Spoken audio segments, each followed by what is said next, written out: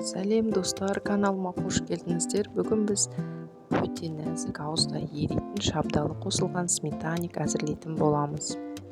Бізге ол үшін қамырына бөлме температурасында ерітілген сары май, 2 жұмыртқа, 50 грамм қант керек. Осы үшеуін жақсылап біріктіріп араластырып аламыз. Одан кейін қопсытқышымызбен ұнымызды араластырып жақсылап осы массаға құямыз.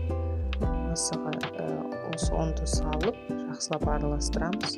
Қатты емес, қалың емес, жұмсақ, қолға шамалы жабысатын қамыр пайда болады. Осы қамырды алып тоңазытқышқа салып қоямыз.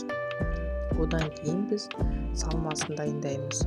Оған бізге 2 жұмыртқа керек, 50 грамм қант керек, 250 грамм қаймақ керек.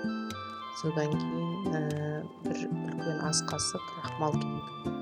Осыны жақсылап бір келте масса болғанша араластырып дайындап қоямыз. Одан кейін шабдалымызды жақсылап жуып, сүйегінен ажыратып, қалауыңызша бөліктерге бөліп, әдемілеп тураймын. Мен жіңішке жапырақтап турадым. Пирогтың бетінде әдемі болу үшін сіздер қалауыңызша жасай аласыздар. Одан кейін дайын болған қамырымызды алып, формамызға салып әдемілейміз. Дайын болған формаға алдын ала дайындап қойған құймамызды құямыз да үстіне шабдалыны бір келкі етіп әдемілеп орналастырамыз. Пирогымызды алдын ала 180 градуста қыздырылған пешке 40-45 минутқа салып пісіріп аламыз.